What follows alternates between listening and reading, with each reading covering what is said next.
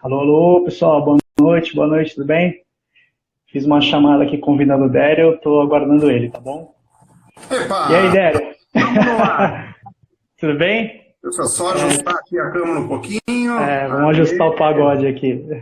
Agora deu certo. Tô vendo que o Felipe tá aí. Pessoal, se o áudio estiver bom aí, dá um ok aí pra gente, por favor, se alguém puder. Oi, Mari. Olha a Mari lá, Dério. Olha só, viu? O áudio Acho tá ok aí, que pessoal? Se alguém puder dar um toque aí, se o áudio tá ok. Ah, beleza. Tivemos uma confirmação ali. Pessoal, Luísa vamos também. esperar aguardar mais uns 5 minutinhos aí, né? Pra gente ver se a gente consegue falar com mais pessoas, né? E aí, Débora, como é que tá essa quarentena aí? Confinado, quase 100% há 15 dias já. É, A gente sai para fazer coisas básicas, necessárias, né? Que você precisa sobreviver. aham. Também tenho mantido uma rotina de exercício, que eu acho que a gente precisa deixar o corpo funcionando, né? Isso ajuda. Mas sempre com talvez cuidado até excessivo, né, fazendo isso, porque a situação é realmente uma bastante delicada que a gente está vivendo e que não tem precedente histórico no momento. Né? No momento não tem precedente histórico para uma coisa como essa. E também a gente está inundado por coisas que são perspectivas muito ruins, né? A gente está... É como se a gente estivesse soterrado, imerso, completamente tomado e dominado por notícia que nunca é boa. Então isso tem um peso bastante razoável na psique da gente. Né? Infelizmente alguns dos nossos representantes não colaboram muito também, né? E fica um pouco mais complicado. É mais Né? uma história que merece menção porque mexe com a psique. Né? Então, Com certeza, né? para o bem ou para o mal, a gente precisa mesmo. Né?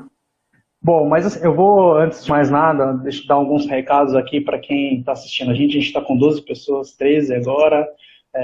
Pessoal, a gente sabe que está tendo uma dificuldade aí de conexão, né? Ouvi falar aí. E se porventura isso acabar comprometendo aqui a nossa live, a gente tenta talvez fazer um dia alternativo, um horário alternativo, né? Porque se ficar inviável, se chegar ao ponto de ficar inviável, né? E queria agradecer a todo mundo que está aí também, né? Falar desse assunto importante.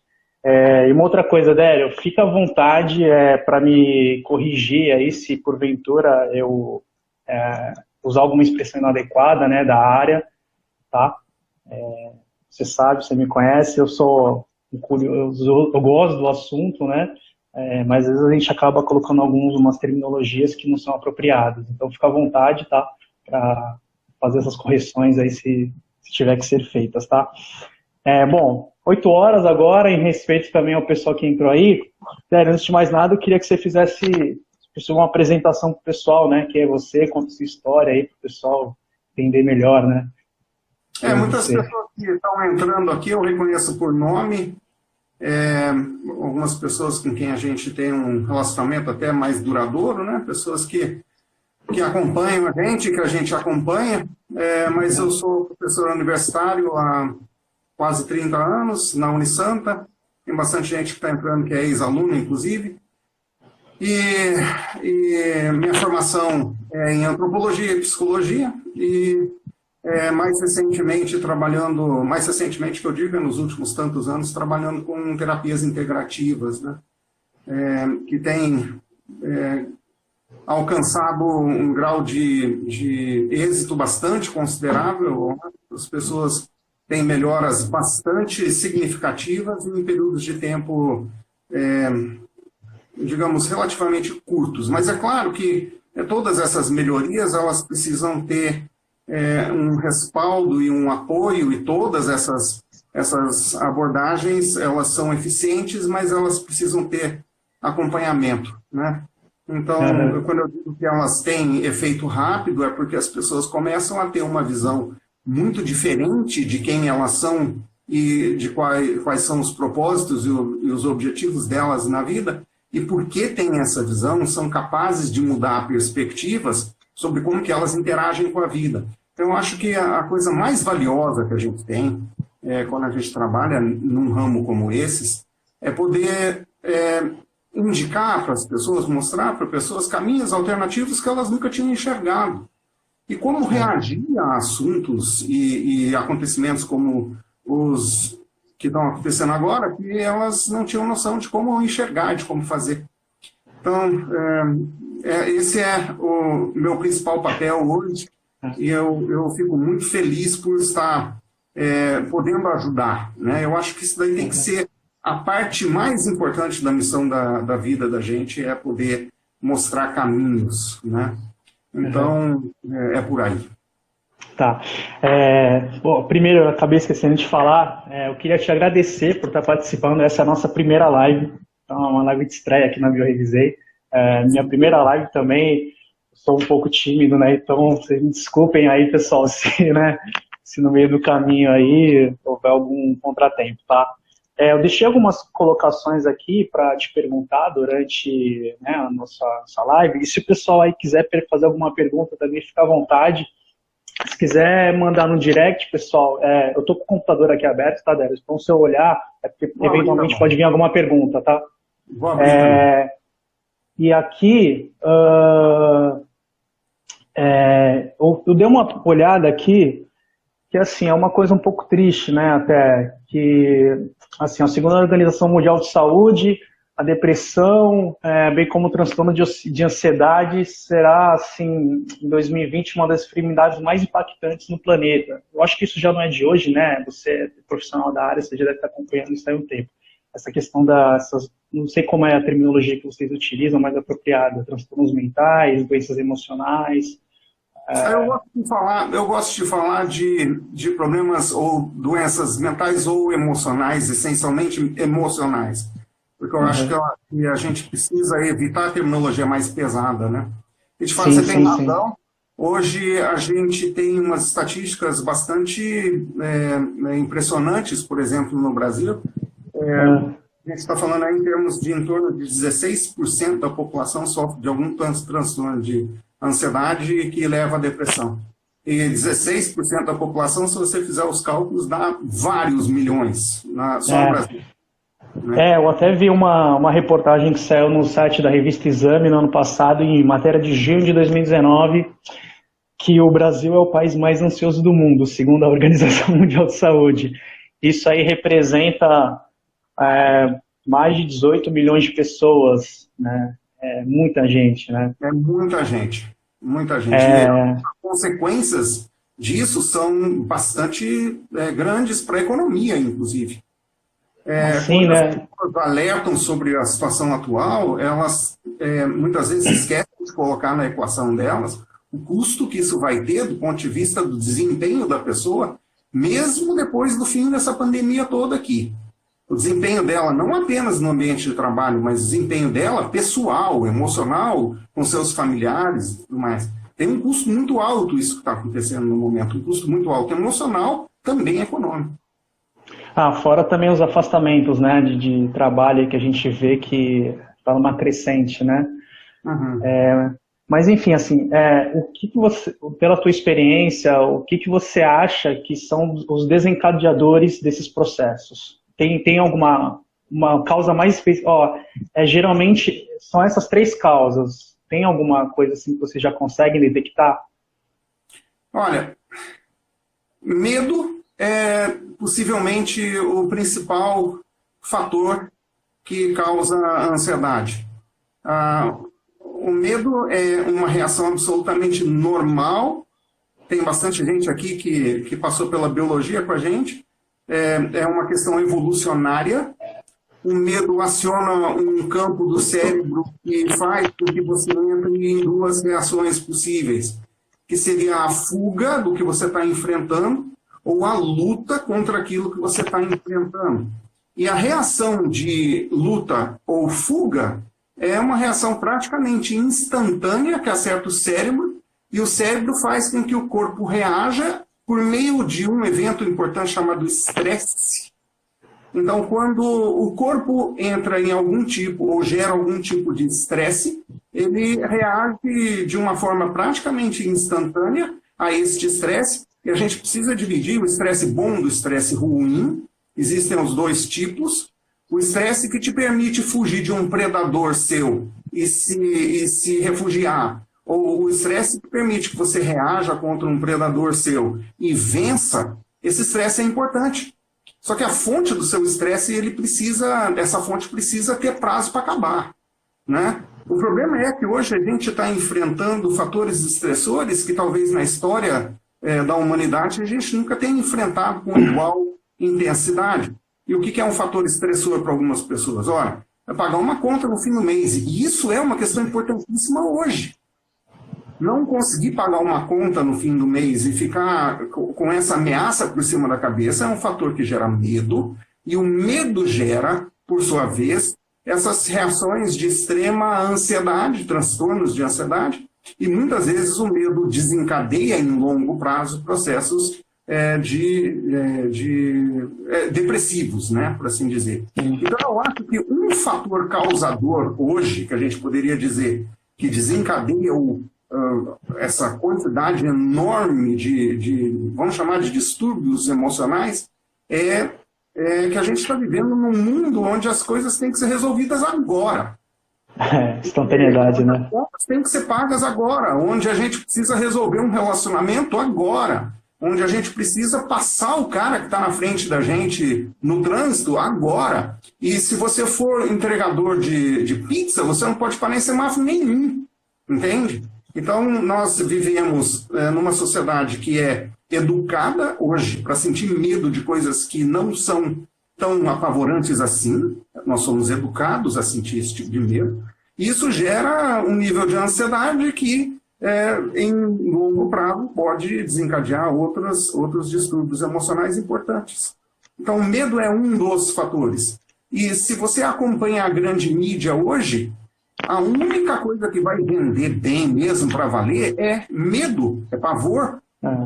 Tudo que você vê nas primeiras páginas de todos os veículos é alguma coisa para te fazer ficar assustado. E eu não estou dizendo que a gente não tem motivo para ficar assustado com o que está acontecendo, não é isso que eu estou dizendo. O que eu estou dizendo é que o nosso consumo da desgraça está muito acelerado e ele é preponderante. Provavelmente todo mundo que está assistindo a gente aqui hoje começou hoje de manhã vendo algum jornal e ficando apavorado de novo por conta do índice de mortes que está acontecendo, e as manchetes todas estão vendendo apenas medo. Isso é verdade. Isso não é até muito fácil de detectar essa questão vamos chamar assim, de indústria do medo, né? Que os melhores programas de televisão, até nas redes abertas aí, eles são geralmente 6 horas da manhã. Né? O que eu mais gosto é o Globo Rural. Não, eu adorava ver Telecurso 2000 antes de ir para a escola. Não existe mais. Pois é. E tem o Globo Rural é um programa que apresenta a tradição cultural do país de uma forma bastante importante. Então, esses programas, você tem a total razão, esses programas começam muito antes da maior parte da gente ter saído da cama. Deixa eu anotar aqui que teve uma pergunta da Rose Félix. A gente vai meio que abordar o que fazer na quarentena para controlar a ansiedade, mas isso a gente vai acabar falando, acho que vai abordar, né, mais para frente. A gente está falando assim agora, Rose, das possíveis causas que desencadeiam esses processos, né? E o Odério, eu queria perguntar, assim, você abordou a questão de uma maneira geral. O nosso modo de vida hoje, né, que é tudo conectado, isso facilita muita coisa, facilita a gente estar aqui nessa interação com o pessoal, né? Mas tem um outro lado também. Eu não sei, eu pelo menos sinto, falando de mim, que a gente não tem capacidade de suportar essa quantidade de informação no nosso dia, né? Porque às vezes você precisa de uns períodos de adaptação para você suportar tal carga. E a velocidade com que as coisas acontecem hoje, né, a tecnologia é muito grande, né? Isso pode ser desencadeadores desse processo também? A velocidade da informação e a abundância da informação. Claro. Agora, também é uma coisa que provavelmente eu vou repetir aqui algumas vezes. Tudo é questão de escolha. A gente talvez não perceba que a gente tem a opção, a gente talvez não perceba que a gente tem a escolha de não ficar absorvendo tudo isso de informação o tempo todo, de não ficar à frente dos jornais o tempo todo. A gente às vezes não percebe que isso realmente é parte de um processo que a gente opta por fazer, se bem que também faz parte de um processo que é de formação de hábito, né? Então, eu tenho o hábito de fazer uma série de coisas e quebrar um hábito desse é muito difícil. Eu não acho que a gente não tenha a capacidade de absorver a informação, que a gente não tenha a habilidade de lidar com ela. Eu acho que a gente não tem o treinamento para isso. Uhum. Essa é uma questão importantíssima. Como é que eu faço para lidar com a minha realidade do dia?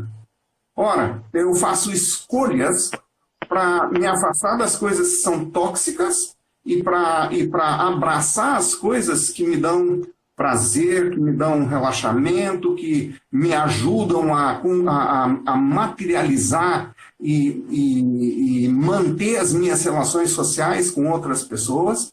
Essas relações sociais, aliás, descobriu-se muito recentemente que são talvez o elemento mais importante de todos quando se trata de você ter um equilíbrio no seu sistema nervoso, partindo inclusive de um nervo importante do corpo que chama nervo vago, que conecta todas as nossas vísceras ao nosso cérebro diretamente. Então, relacionamentos são importantíssimos. Então, e relacionamentos também são questão de escolha. Então, eu não acho que a gente não tenha a capacidade de lidar com essas coisas. O que eu acho que a gente não tem é discernimento. Eu acho que a gente não tem... E o discernimento também vem por treinamento, tá? Eu acho que a gente não tem o treinamento pessoal, a musculatura emocional. Eu gosto muito de falar essa expressão. Uhum. Acho que a gente não tem a musculatura emocional desenvolvida em um grau suficiente por causa do tipo de sociedade em que a gente vive. Acho que a gente não tem essa musculatura desenvolvida ainda num grau suficiente para poder enfrentar os grandes problemas que a gente depara no dia a dia da gente. Até porque a gente tem sido colocado, e isso aqui é uma questão importante que a gente não pode deixar de mencionar também, a gente tem se colocado dentro de uma bolha achando que a nossa espécie é invencível.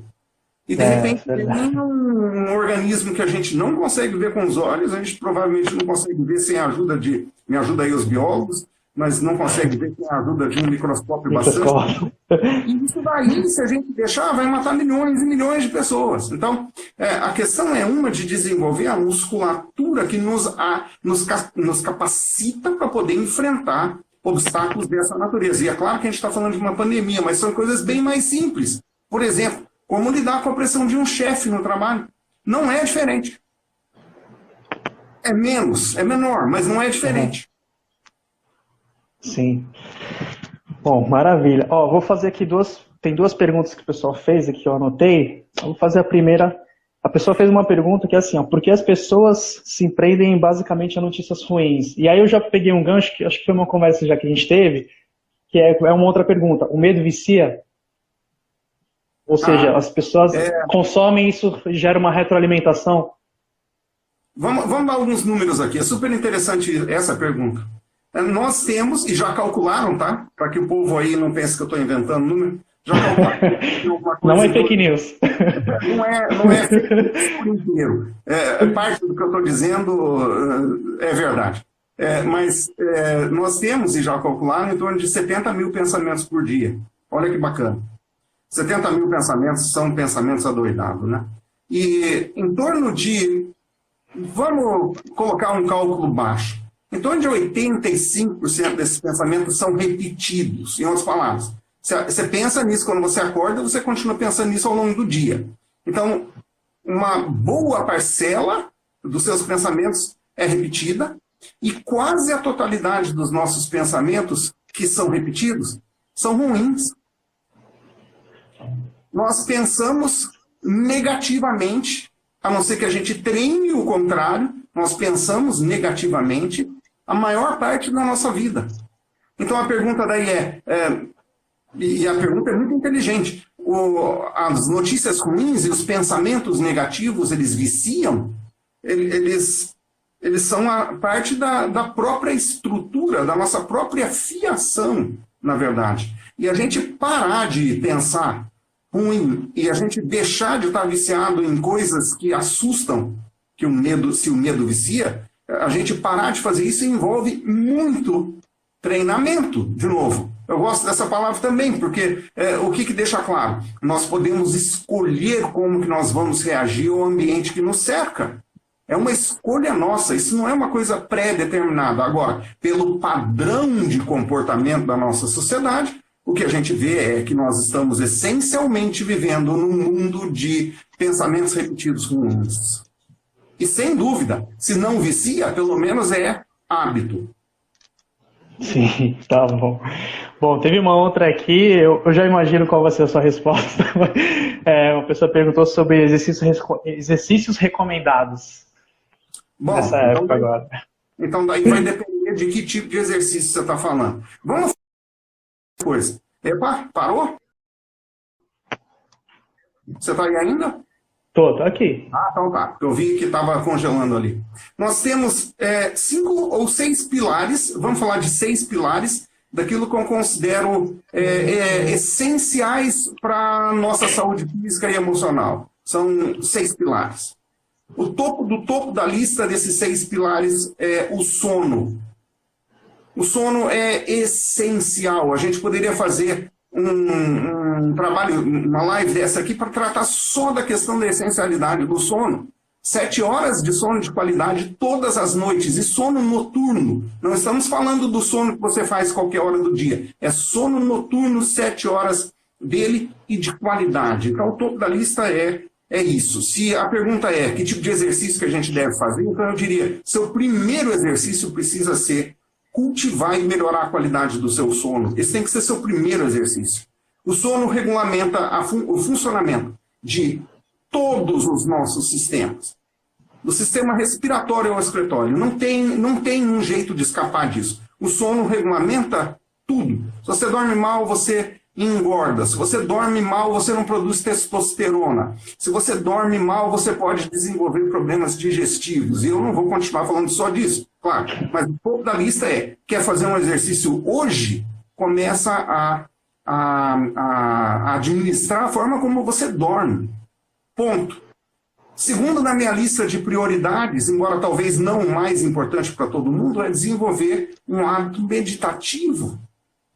Meditação também é um exercício, se você quer falar de exercício emocional, de gestão de emoções, então a meditação, seja do tipo que ela for, é essencial para que você possa sobreviver no seu dia a dia enfrentando os predadores. Trânsito, conta, chefe, colegas, família. Meditação no grau de importância, se você quiser comparar com o sono, eu diria, vem em segundo, mas não perde muito para a questão da qualidade do sono.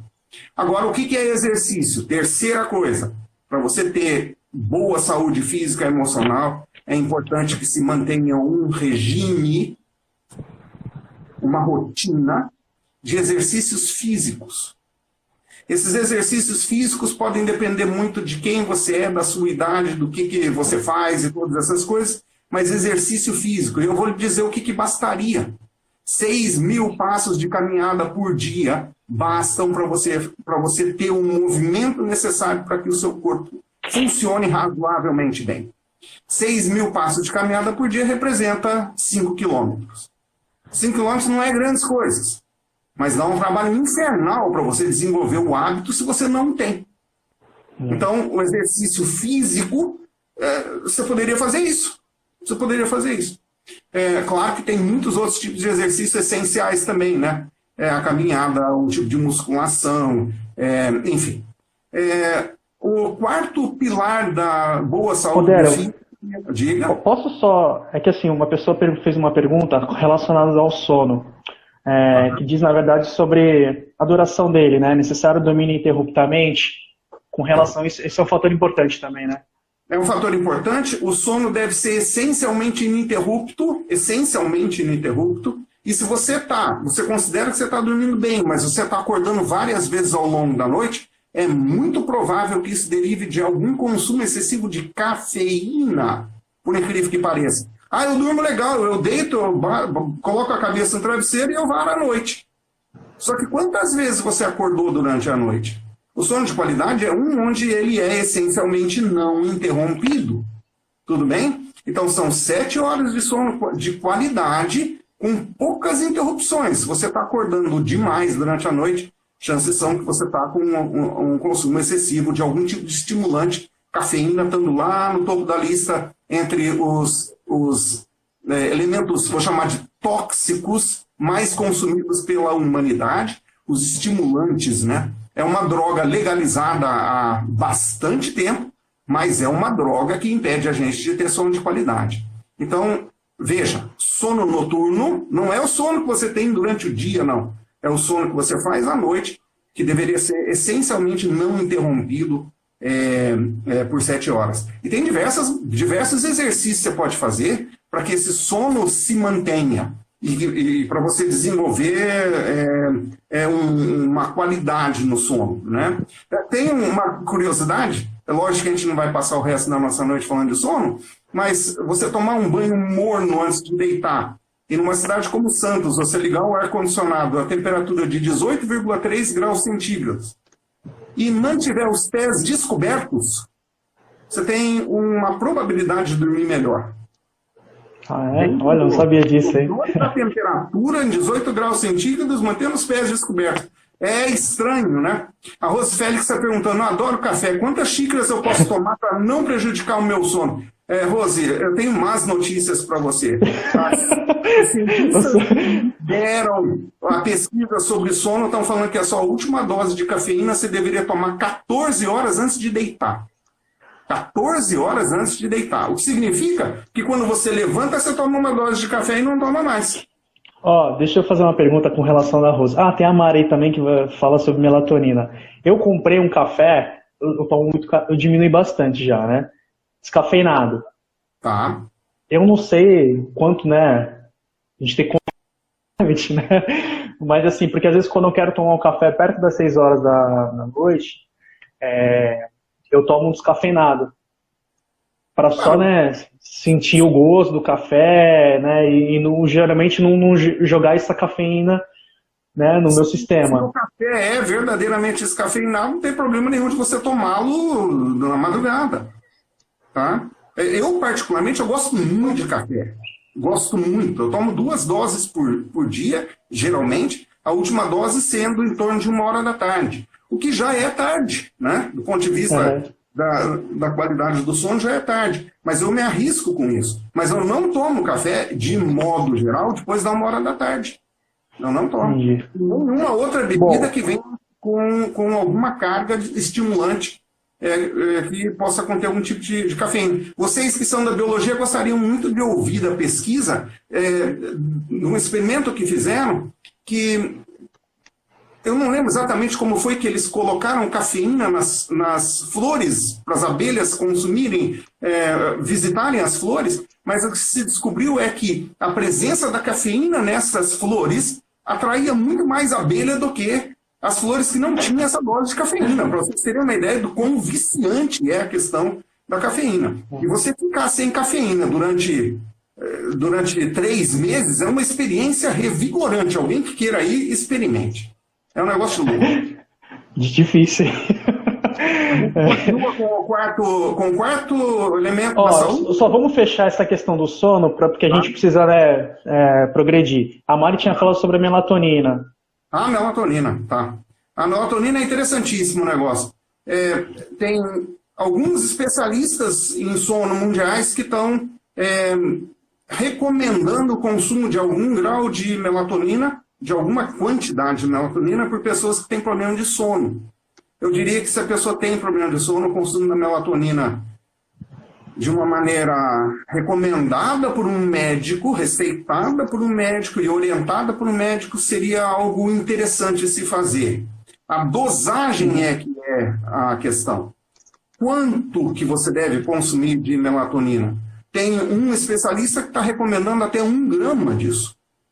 Tá? Não é essas dosinhas que a gente tem ouvido falar, de modo geral, para melhorar a qualidade do sono, é mais. Mas como eu não sou médico, então eu não vou recomendar nenhum tipo de dose de melatonina. Eu acho que a pessoa precisa pegar a orientação de um médico especializado nesse tema, mas sim, melatonina é bem legal para uso para melhoria do sono, é bem legal. Às vezes não funciona para a pessoa porque a dose está errada. Tá, eu já tomei melatonina e para mim fez muito bem. Você sabe, já tinha te falado que eu já tinha problemas com o meu sono. Hoje eu já consegui regularizar ele. E não é um merchan, mas eu vou dar uma dica aqui que para mim funcionou. Não sei se é um efeito psicológico, mas assim, eu digo um sentido fisiológico mudou para mim. Tem um aplicativo, tem vários, né? Mas o que eu uso chama Sleep Cycle. Ele monitora o teu sono, você coloca uma faixa que você quer acordar, por exemplo, você quer acordar entre as 7 às 7h30 da manhã. Ele vai monitorando o teu sono, e quando você sai do sono profundo, é quando ele vai te acordar. Para mim, assim, mudou minha vida.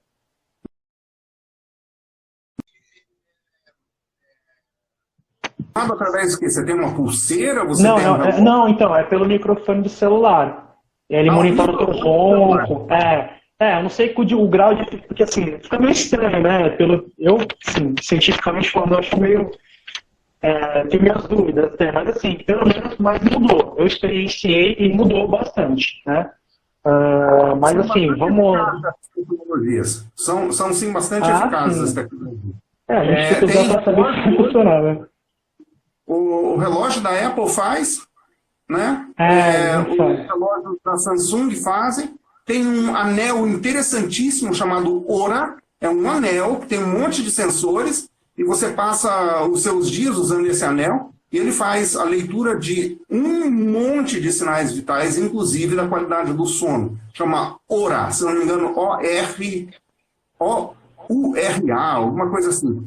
É claro que com o dólar a 5,30 não é um momento para importar uma coisa como essa necessariamente. É uma ferramenta importante.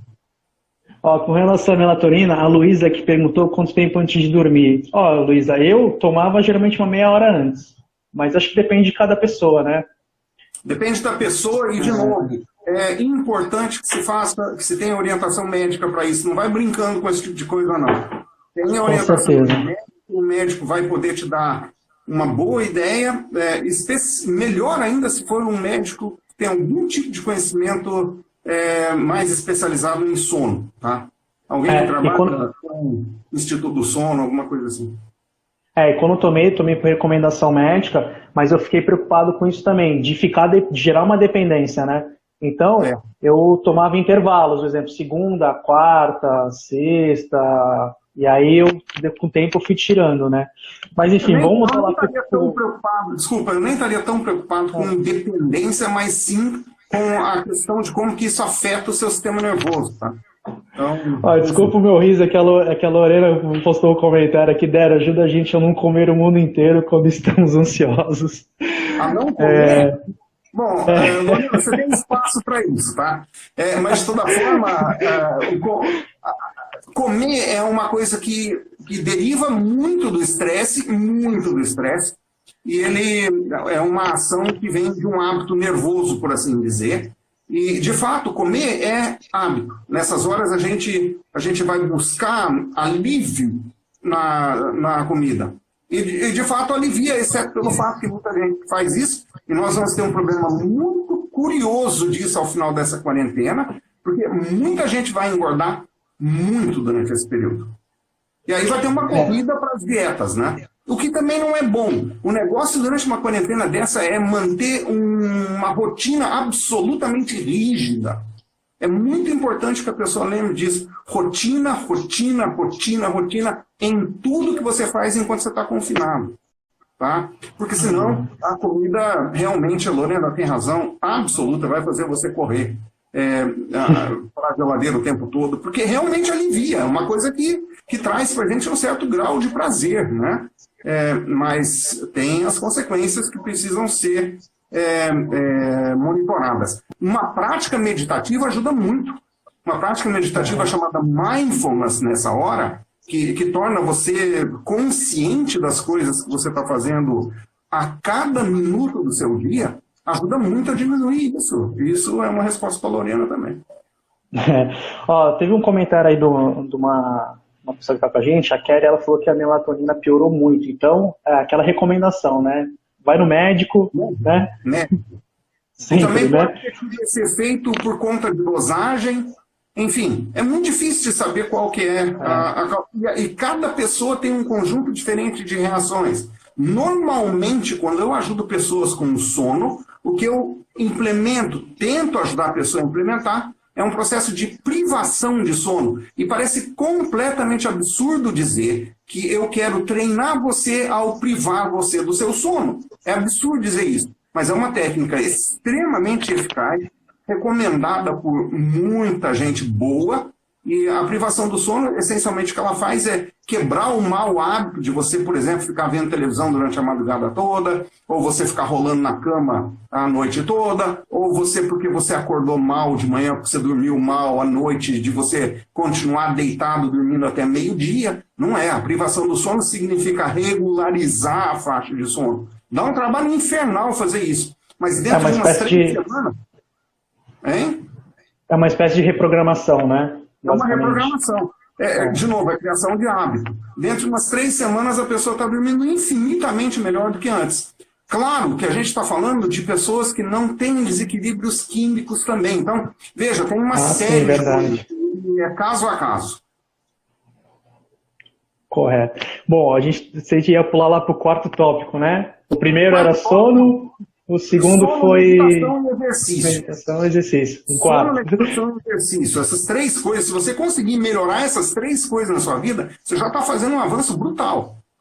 O 4º deles é fazer gestão de emoção, gestão de pensamento, controle do que você sente de emoções em vez de deixar suas emoções controlarem você. O controle das emoções é muito mais fácil de fazer quando você tem uma prática meditativa e quando você dorme bem. Entende? Por isso que eu coloco mais para baixo na minha lista. Mas é importantíssimo que a gente aprenda a gerenciar as nossas emoções e não deixar que as nossas emoções nos gerenciem. E temos técnicas muito legais para ajudar as pessoas a aprenderem a fazer isso. O 5º pilar, minha opinião, é extremamente importante, é dieta. O que eu como? O que é que eu como? O que eu ponho para dentro de mim? A minha recomendação sempre foi uma dieta composta muito mais de produtos vegetais de origem orgânica e muito menos de carne e de coisas fritas. Então, uma dieta de vegetais cozidos e crus, uma mistura deles, com algum grau de proteína daquelas pessoas que não conseguem largar de carne, mas com muito mais vegetal de origem orgânica do que com outros tipos de alimentos. Então, o pilar da alimentação é importantíssimo e não dá para a gente escapar dele. Um 6º pilar seria você controlar a poluição do ambiente onde você está. E qual é o ambiente onde você está? Inclui barulho, inclui poluição química de produtos químicos. A gente pode colocar pessoas aí também, né? Não entendi? A gente pode colocar pessoas nessa poluição também? Agora nós chegamos no outro ponto, exceto por este momento que nós vivemos agora. É muito difícil de você, neste momento, gerenciar as relações familiares, tá? E a família é uma das origens mais tóxicas que há quando se trata de gestão de emoção. A família é porque a gente não tem paciência com a família. A gente tem paciência com o amigo, mas não tem paciência com a família. Então, conviver com família nesse momento é alguma coisa... É ruim falar isso, mas é alguma coisa muito tóxica. E se a gente aprender a lidar com essa toxicidade, com mais paciência, com mais compaixão, com abraço em vez de porrada, tá? Nós estaremos fazendo um favor para o nosso corpo e para a nossa mente. Então, esses são os 6 pilares. Tem um outro pilar importante que a gente chama de aterramento. O aterramento é buscar equilíbrio ou homeostase. O pessoal da biologia vai gostar dessa. buscar homeostase, buscar o absoluto equilíbrio entre o nosso ambiente externo e o nosso ambiente interno. Trazer homeostase para o corpo é alguma coisa muito essencial. Estes pilares todos levam a gente para o aterramento. Tá? Com relação a isso que você falou das relações familiares, eu ia te perguntar mais para frente, a gente pode até falar um pouco mais, que na verdade eu estava até conversando com alguns amigos sobre essa questão que a gente está vivendo, e na minha ótica, assim, eu sempre tenho que pensar no lado positivo, né? Eu acho que na verdade isso pode ser uma grande oportunidade para a gente restabelecer algumas relações familiares, né?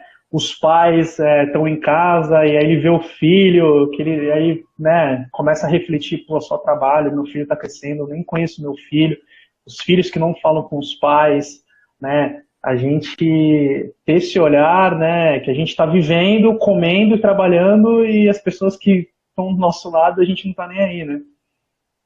E imagino que isso possa ser uma oportunidade. A gente nunca pode esquecer que sempre tem um lado bom do lado ruim. Sempre tem um lado bom para um lado ruim. O lado ruim hoje é a incerteza e o medo que isso está trazendo. O lado bom é que a gente tem uma oportunidade para reformular muita coisa na vida da gente. Muita coisa. Só que reformular as coisas que quebram hábitos, a gente precisa quebrar hábitos. Reformular coisas é talvez um dos processos mais difíceis que a gente pode enfrentar. Reformular hábitos. Mas e isso é uma oportunidade muito grande para você lidar com as pessoas da sua vida que são próximas, para você lidar. Por exemplo, a gente vai emergir deste momento precisando de bem menos coisas do que a gente precisava quando a gente entrou neste momento.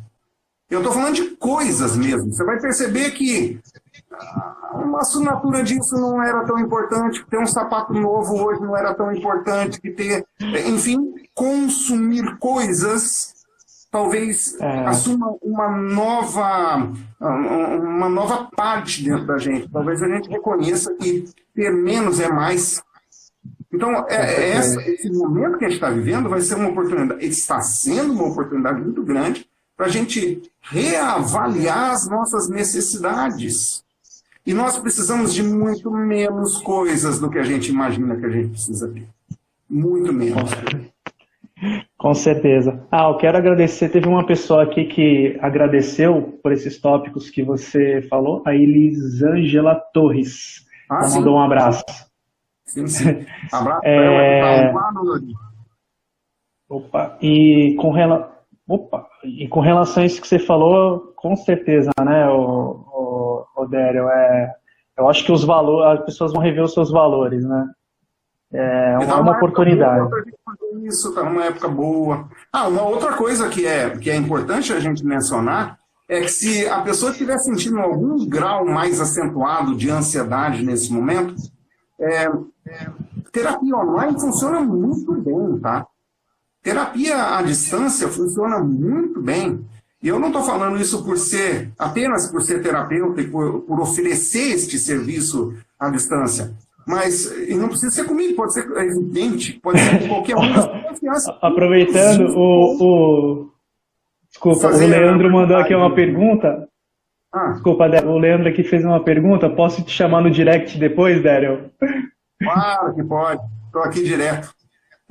Literalmente, ultimamente está direto mesmo. Mas terapia ajuda muito e a pessoa ter um processo, engajar num processo de que seja uma vez por semana, simplesmente ter um espaço onde você pode colocar para fora aquilo que você acumulou de toxicidade, de acidez ao longo daquela semana, é importantíssimo. E o terapeuta tem treinamento para te ajudar nisso. Às vezes a gente fica girando em falso, eu chamo isso de polia louca, né? A gente gira em torno da mesma coisa, sem ver que tem uma saída simplesmente com uma pequena mudança de perspectiva. E o terapeuta vai ajudar a pessoa a ter essa perspectiva. Então, não é uma coisa a se ignorar, não. É uma coisa extremamente importante e tem ajuda disponível por aí. Tá? Com certeza. Tem uma perguntinha aqui da Poliarte, acho que é Marina, se eu não estou enganado. Mayra. E assim, vai assim, ela está perguntando sobre os sintomas, né, da ansiedade. Eu vou te fazer uma outra pergunta que se relaciona um pouco com isso, porque eu já ouvi falar assim que depressão é excesso de passado e ansiedade é excesso de futuro.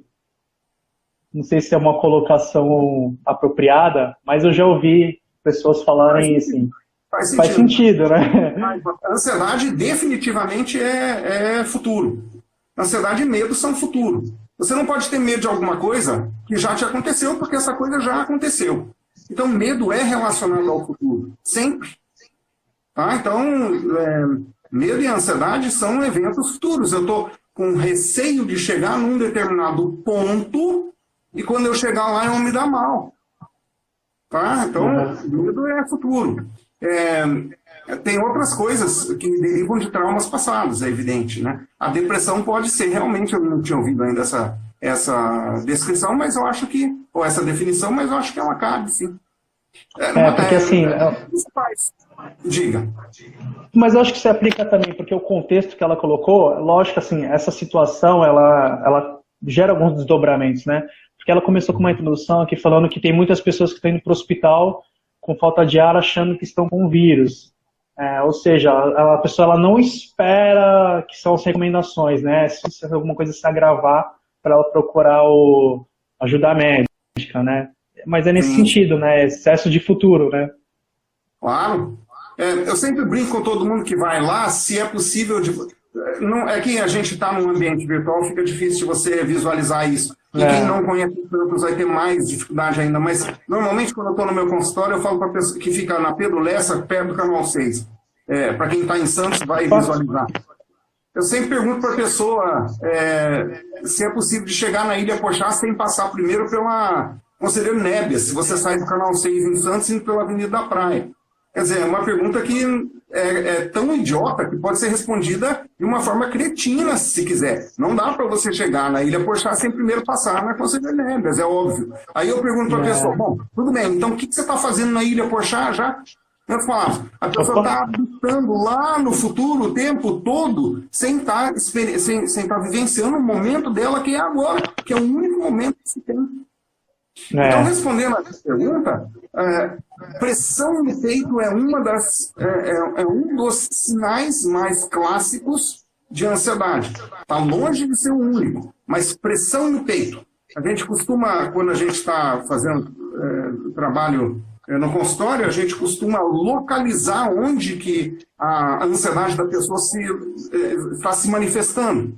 A gente costuma tentar localizar o lugar no corpo onde está se manifestando. A gente costuma dar forma, cor e cheiro. Porque veja só, a ansiedade se manifesta, a gente encontra tudo isso. A gente encontra forma, a gente encontra textura, a gente encontra cheiro, a gente às vezes encontra o nome daquilo que está causando a ansiedade na gente. Agora veja, então, caixa torácica, principalmente o meio do peito, sim, um dos locais onde a ansiedade se manifesta. Tontura, náuseas, esses são outros sintomas que a gente vê com bastante frequência. Tensão muscular de pescoço e ombro, também, muito comum em pessoas que são muito ansiosas, porque gera muita contração muscular no corpo. Mas não é só aí, por exemplo, fazendo um trabalho em uma pessoa recentemente, o louco da ansiedade dela era uma vibração estranha que ela sentia na canela esquerda. Então, é muito estranho, mas é onde estava naquele momento a ansiedade dela. Tá? É muito estranho falar isso, mas é fato que em psicologia somática a gente trabalha muito com onde é que as sensações físicas estão se manifestando. Então, para a maioria das pessoas, envolve nó na garganta, peso no peito, contração, falta de ar, envolve tudo isso. Para a maioria das pessoas, mas não é para todo mundo. Tá? Então, é preciso que a pessoa esteja muito consciente de onde o corpo dela está reagindo. Tá. O legal é que o pessoal está mandando umas perguntas que estão encaixando, assim, mais ou menos no roteiro de perguntas que eu tinha selecionado para você. O Felipe mandou uma pergunta com relação à participação de grupos, né? Esporte, artes, de que maneira isso pode contribuir para o controle desses processos emocionais, né? Ajudar. Tá. Então, vamos fazer divisão de o que é grupo aqui.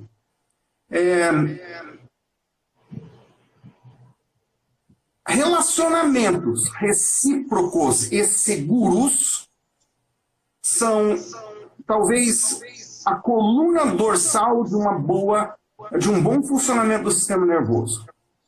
Relacionamentos recíprocos e seguros. Portanto, participação em grupos é essencial para que a gente possa ter equilíbrio. Ponto. Isso como espécie. Nós somos animais extremamente gregários. Tá? Então, participação em grupos é importante. Se estes grupos são grupos de zap, se são grupos eletrônicos, também é essencial, porque coloca a gente em contato contínuo com outras pessoas. Então, não tem muito como errar de você fazer participação em grupos. Agora, se são grupos, agora veja aqui uma coisa importantíssima, se são grupos onde a discussão é mazelas políticas, você vai sair com muito mais acidez do seu corpo do que você entrou. Com certeza. Assuntos de agressão política devem ser evitados a todo custo, num momento como o de agora. Aliás, devem ser evitados a todo custo sempre. Eu dou um exemplo. Eu reduzi o meu consumo de televisão a praticamente zero. Praticamente zero. Eu evito, como se fosse uma praga, assistir televisão. Porque o que é que a televisão traz de bom pra gente? Tá difícil, né, hoje em dia. Agora, você quer fazer uma lista que traz de ruim? Aí é fácil. Então, por exemplo, depois dos atentados de 2001, né? 2001. 2001, eu essencialmente eliminei o meu consumo de programas de violência. Essencialmente eliminei. Pouco tempo depois eu virei vegetariano. É uma outra coisa que não está entrando na nossa conversa, que hoje não vai entrar. Mas é uma outra relação. Eu não virei vegetariano, eu não assumi isso porque eu não gosto do sabor de carne. Eu fiz isso porque eu não consigo imaginar mais, para mim, participação na indústria da morte.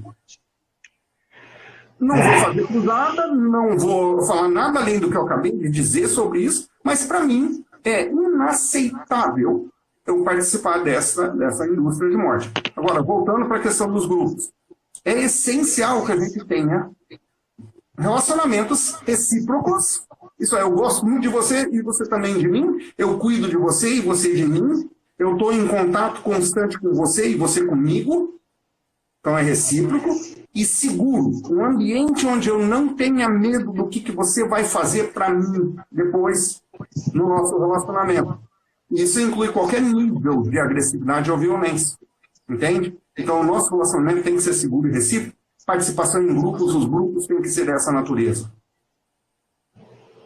Tá bom, obrigado. Bom, vou pular aqui para um outro tópico que... Bom, eu ia fazer uma pergunta, eu vou fazer uma outra primeiro. Se a falta de uma crença ou fé, ela pode ser considerada um dos fatores que potencializam essas crises. Vamos fazer a colocação oposta? A existência de uma fé ou da espiritualidade geralmente levam a pessoa a ter um grau mais elevado de conforto com a vida. Não sei se a minha resposta exclui a sua pergunta. Não compreendo.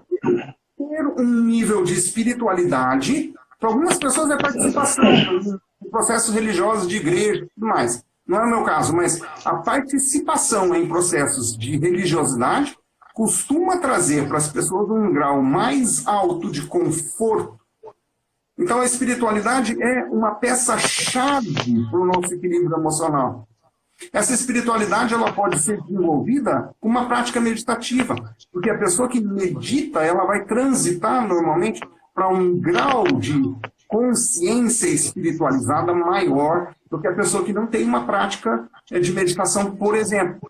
Não estou dizendo para você virar budista, não estou falando nada disso. O que eu estou dizendo é que te traz mais próximo da sua consciência básica. Tá? Então, sim, uma prática de espiritualidade, meditação, reza, a frequência de cultos religiosos, esse tipo de coisa, realmente traz mais conforto para quem pratica. Tudo bem? Isso é irrefutável. Os dados são claríssimos nesse sentido.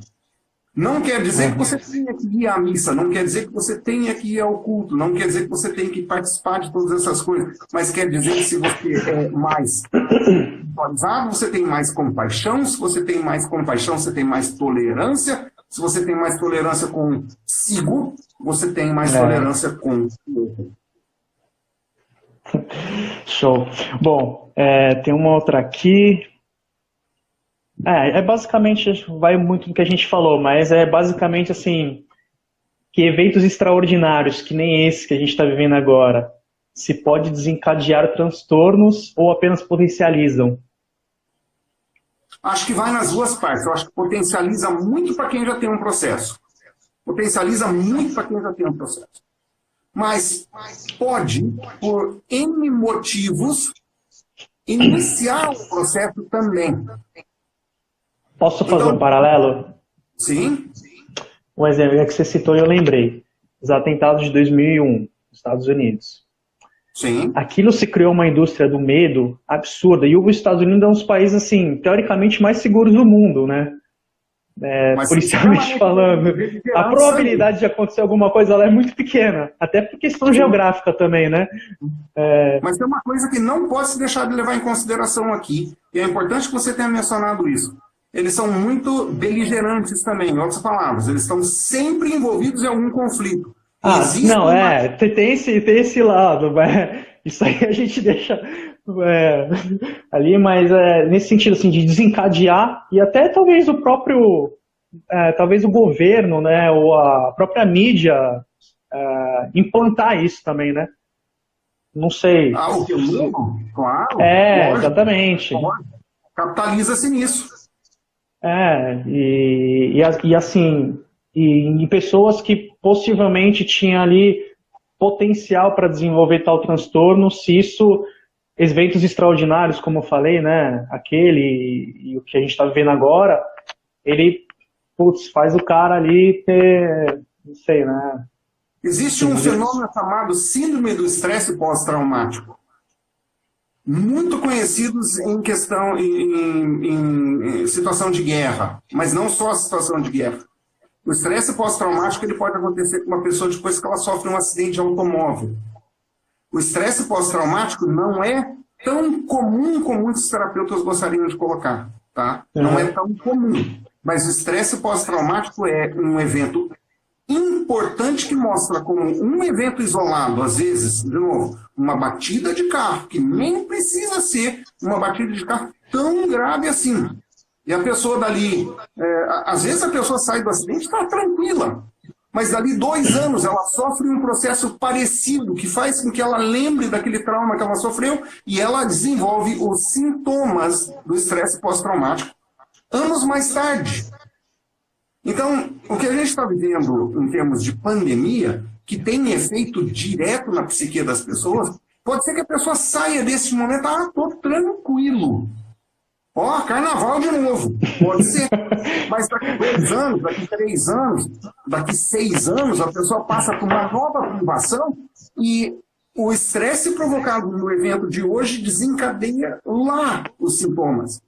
Então, a sua pergunta é muito pertinente. Ela é pertinente porque a gente precisa estar cuidando da nossa emoção agora. A gente precisa cuidar dos traumas que a gente está sentindo, que a gente está sofrendo agora. A gente não pode deixar para cuidar disso. Quando der um negócio aí, eu cuido disso. Quando der um negócio aí, pode ser tarde demais.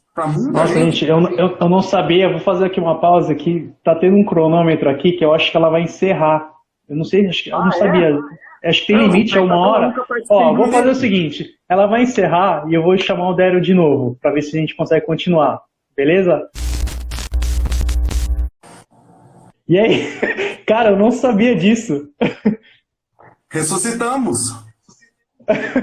Eu não sabia que tinha um limite. Bom saber. É estreia. Eu também não sabia. Afinal de contas, é a primeira vez que eu participo de uma dessas. O povo está voltando, gostei. O povo está voltando, é isso aí. Perseverança. Né? Tá voltando todo mundo. Mas e aí quando caiu aqui, eu tive uma opção de jogar para o Stories lá da Biorevisei, aquela nossa conversa, e eu vou ver se eu consigo baixar para depois até colocar no nosso canal do YouTube, e depois eu te passo também, para você ficar com o arquivo, né, pra gente... Seria interessantíssimo poder compartilhar esse vídeo para eu subir no meu canal também. Porque isso aqui que a gente está fazendo hoje é um negócio muito rico. Tem muita gente que está participando de muita coisa porcaria que não está ajudando tanto. Mas eu acho que uma conversa com essa ajuda muito. Ah, com certeza. Mas assim, eu não sabia desse tempo limite aí do Instagram, mas a gente tem mais uma horinha agora. Mas agora a gente já sabe. Mas eu acho que estão fazendo isso para diminuir o consumo de largura de banda. Né? Pode ser também, é verdade. Uma decisão operacional aqui. Mari, fazendo elogios a nós, que nós somos maravilhosos. Muito obrigado, Mari, você é muito gentil. É muito gentil. Comentário da Elisângela, perfeito, caso deixe disponível em outros canais. E na próxima, se a gente tiver uma oportunidade de fazer uma próxima, a gente faz pelo YouTube. Eu estava dando uma olhada hoje, e pelo YouTube a gente consegue retransmitir pelo Facebook, então a gente usa 2 canais ao mesmo tempo. A gente amplia o número de pessoas. Uhum. E o que a gente estava falando mesmo? Eu não lembro agora. Eu acho que a gente estava falando da toxicidade de relações, mas vem depois uma outra questão. Também eu me perdi.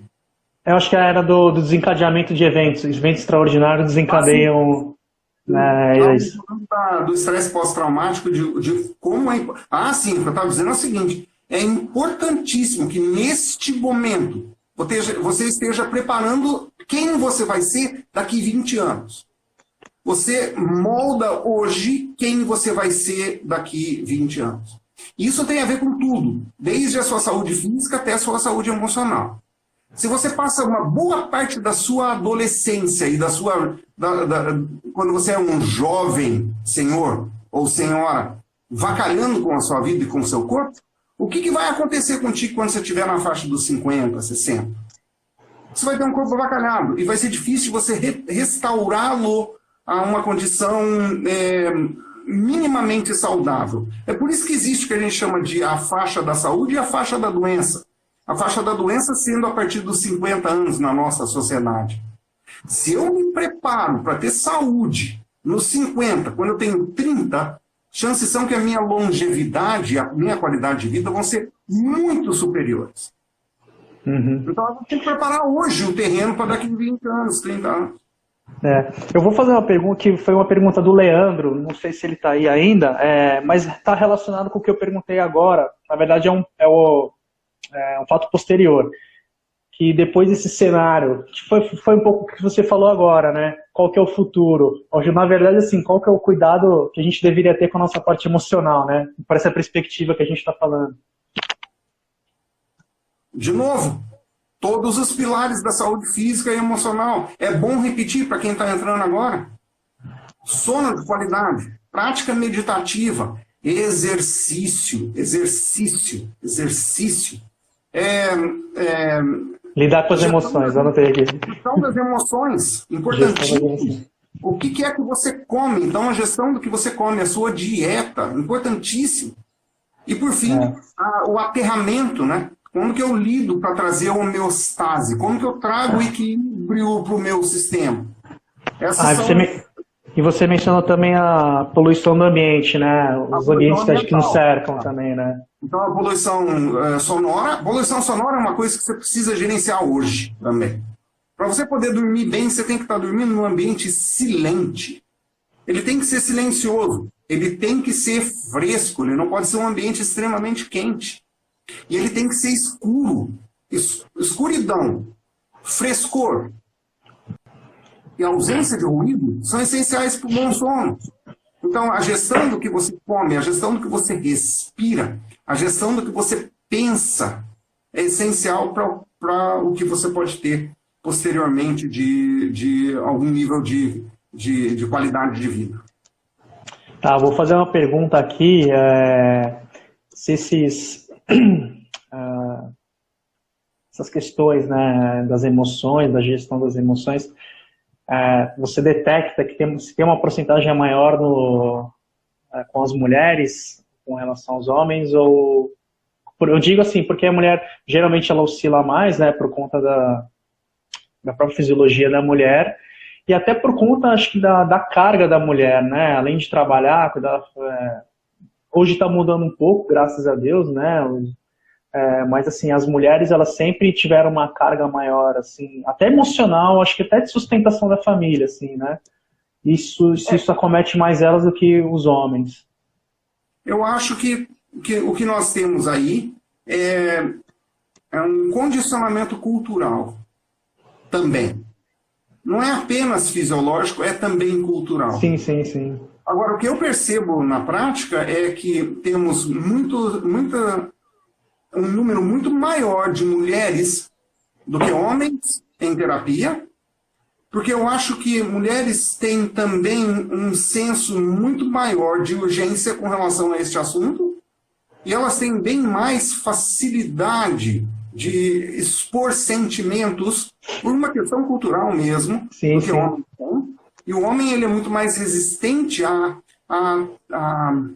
digamos assim, confessar que tem uma fraqueza. E a terapia pode ser uma confissão de fraqueza, ao passo que para a mulher não necessariamente, entende? Então eu acho que essa é uma questão cultural muito mais do que ela é fisiológica. Agora, como dividir? Porque quando a gente tem uma questão cultural muito importante, ele tem um efeito no epigenoma, portanto, daí também é físico. Então, também é fisiológico. Hoje a gente sabe que a gente não é só o que a gente pensa, bebe, come. A gente é também resultado daquilo que os nossos avós, tetravós, comeram, beberam e pensaram. Hoje, a psiquiatria está estudando o que se chama de trauma transgeracional. Isso é, quais foram os efeitos da privação dos meus ancestrais, das violências que os meus ancestrais sofreram? Qual é o efeito disso na minha vida hoje, como indivíduo? E o meio de comunicação disso, esquece reencarnação, não estamos falando disso. A gente está falando do meio de transmissão bioquímico também, que parece que altera, inclusive, a nossa genética, o nosso genoma. Tá. Bom, se o pessoal tiver aí, que quiser fazer alguma pergunta, fica à vontade. Eu dei uma olhada esses dias, ou foi ontem, na verdade, que assim, esses transtornos também acometem muitos universitários, né? Estudantes de pós-graduação, mestrado, doutorado, graduação, estudante. Olha, nós temos um índice absurdo de estresse no 2º grau. E assim, eu ia até avançar nessa pergunta, mas eu acho que é uma coisa que a gente tem que falar, porque eu acho até talvez uma falta de respeito, mas por outro lado eu entendo que o pessoal tem cautela.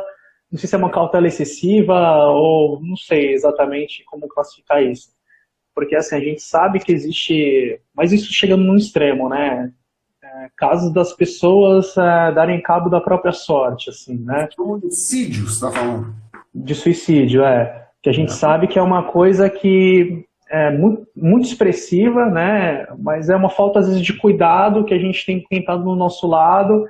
E talvez por ter essa dificuldade, né, de tratar das próprias emoções, né? E se você puder falar alguma coisa a respeito disso. Olha lá, nós hoje temos, morrendo por suicídio no mundo, mais pessoas do que a somatória toda das atuais guerras em andamento e dos acidentes de automóvel no mundo todo. Se você somar todas as mortes causadas por guerra e todos os acidentes de automóvel, são menos mortes do que estão sendo causados por suicídio. Só para você ter uma ideia básica da importância de se discutir suicídio. Nós temos um número absurdo por mês em Santos. E uma boa parte da população que está fazendo isso é uma população jovem não em comum homens, mas não só homens, mas uma população jovem que não tem, agora é o meu tema, não tem a musculatura emocional desenvolvida o suficiente para que se possa, neste momento, lidar com um mínimo de não. A palavra não. Não, você não vai fazer, não, você... Enfim, as pessoas não estão equipadas para ter a negativa. Uhum. Desde pequenininho nós estamos incentivando os jovens que podem tudo, fazem tudo, têm sucesso em tudo, quando a vida real não é isso. A vida real é, você vai sofrer derrota sim, tá? Você não vai ganhar em tudo. Tem escola promovendo corridas, por exemplo, em gincanas, que eles dão medalha para quem chega em último lugar, meu. Em que momento que eu vou desenvolver uma capacidade de lidar com a negativa se eu ganho uma medalha quando eu chego em último? Suicídio é uma questão extremamente importante. E não é só porque eu não vi que o meu amigo estava pensando nisso. Muitas vezes a gente não acredita. E muitas vezes não é só isso. A pessoa simplesmente sucumbe à pressão naquele momento. Vem carregando uma história, vem carregando todo um legado e quebra. E quebra. A nossa sociedade, neste momento, está muito desequilibrada. Nós não temos musculatura emocional para lidar com a negativa. É importante falar sobre isso. Fizeram uma pergunta aqui, como a gente pode ajudar essas pessoas que estão sofrendo mais, né, com essa questão da pandemia? Eu digo assim, do pessoal que é autônomo, né, que por questão de a renda do cara é diária ali, não tem uma renda segura, entre aspas, como é que a gente pode, a pergunta dele foi essa, como é que a gente pode ajudar essas pessoas? Eu primeiro, desculpa falar, mas assim, se você tiver uma condição financeira um pouco melhor do que a dele, você pode ajudar nesse sentido, né? Olha, tem N coisas que as pessoas já estão se mobilizando para fazer, inclusive. Hoje eu estava vendo um negócio extremamente interessante, se eu não me engano é o Hospital das Clínicas de São Paulo. Eles abriram um canal para as pessoas poderem fazer doações para compra de equipamento básico. Legal. Compra de equipamento básico. Agora, é evidente que eu provavelmente eu não vou fazer uma conta de... como é que chama aquele sharing? Tem um processo caramba, eu vou lembrar do nome disso antes do fim da noite. Mas é de você ajudar a custear um projeto. Tá? Sei. Eu não consigo lembrar o nome disso agora, mas nós todos podemos ser mais proativos em auxiliar aquelas pessoas que a gente conhece que estão passando por algum nível de dificuldade. Financeira, inclusive. Inclusive. Mas, o que é importantíssimo cada um de nós lembrar é que essa fase, como todas as outras, é transitória. Sim. É uma fase transitória. Isso vai passar. Vai matar um punhado de gente, sim. Vai nos deixar presos em casa, sim. Mas é uma fase. É uma fase como qualquer outra. Aí você fala, não é uma fase como qualquer outra, porque nenhum momento foi tão explícito assim. Mas a verdade é que, como qualquer outro momento de turbulência, nós passaremos por ela e ela vai acabar. Então, auxiliar outros também envolve auxiliá-los do ponto de vista de buscar algum nível de equilíbrio pessoal. E aí entra as relações recíprocas e seguras. Cada um de nós que conhece alguém que está passando por algum nível de dificuldade pode ajudar com N mecanismos. Com certeza. E sobre isso... E sobre essa questão econômica também, sobre as mudanças que a gente falou em algum momento aqui, né, que é uma oportunidade para reavaliar algumas coisas, eu espero que essa questão econômica seja, no nível mundial, assim, seja revista, né, porque a gente está vendo aí que, um exemplo, jogadores de futebol vão ter seus salários, mas assim, o que eu quero dizer, assim, eu gostaria que se estabelecesse um novo patamar com isso, assim, por que a gente dá tanto dinheiro para uma pessoa, não que não seja importante, não estou questionando isso, mas assim, essa desproporcionalidade, né? E fora que assim, eu estou querendo trazer uma pessoa para cá para falar sobre educação financeira, né? porque isso é uma coisa que a gente não tem aqui no Brasil, infelizmente, e nessa época, quem tivesse uma reserva de emergência, seria um momento aí da pessoa também conseguir, né, passar por esse período com menos dificuldade, né? Mas a verdade é que a gente precisa vivenciar o momento de hoje, mas nunca tirando o pé da gente do que pode acontecer amanhã. Com As certeza. pessoas mais precavidas não quer dizer habitar no escuro, não quer dizer, como a gente disse agora há pouco, de você estar lá na Ilha Porchá antes de passar pela Conselheiro Neves, se você sair do canal 6. Não quer dizer isso. Quer dizer que para a sua própria estabilidade você precisa colocar uma rotina para se preparar para o amanhã, embora o amanhã possa nunca chegar. Então, tem que ter uma rotina para se preparar para as dificuldades que um dia podem acontecer. Daí você não vai perder sono, aí você não vai ficar ansioso, porque você fez um processo de preparação. Uma amiga minha falou que ela sempre tem dinheiro suficiente para sobreviver a pelo menos 6 meses de turbulência com as contas atuais dela. Ela sempre tem isso guardado, para pelo menos 6 meses disso. Então, se ela fica desempregada hoje, ela tem um semestre inteiro para poder depois achar alguma outra coisa. E convenhamos, só entre nós aqui, eu vou até chegar mais perto da câmera, que não é muito difícil você guardar 10% do seu salário. É difícil se você quer gastar tudo o tempo todo. Eu estou falando na média das pessoas, dessas com as quais a gente convive mais. Não é tão simples assim para quem está nas camadas mais baixas da sociedade, onde há desigualdade interna. Mas para nós, na maior parte das pessoas que a gente conhece, a gente podia sim fazer uma preparação melhor para o amanhã. Com certeza. Mas e vem como alerta, né, também. Eu posso falar por mim, assim, porque, assim, querendo ou não, eu sei que eu estou numa posição privilegiada, de certo modo, assim, com relação a essas pessoas, mas é porque eu sou servidor público, né? E, de certo modo, eu estou numa posição privilegiada com relação a essas pessoas, mas eu sei também que amanhã o meu salário pode ser cortado pela metade. Né? Pode. Então, essa questão da estabilidade, existe estabilidade? Depende do cenário que você está, né? Então, eu acho que isso... Não tem estabilidade para ninguém. Exatamente. Isso veio como alerta, assim, né? Ó, não existe estabilidade para ninguém, né? Porque o mundo vira de cabeça para baixo, e, assim, é uma doença aí que deixou o mundo de joelhos, né? Sem dúvida. Mas quando eu falo da preparação para amanhã, é assim, tudo é uma questão de escolha. Tudo é uma questão de escolha. Por exemplo, eu posso optar por ter ou não um telefone 0 bala. Eu posso optar por ter ou não uma assinatura de alguma coisa. Eu posso optar por ter ou não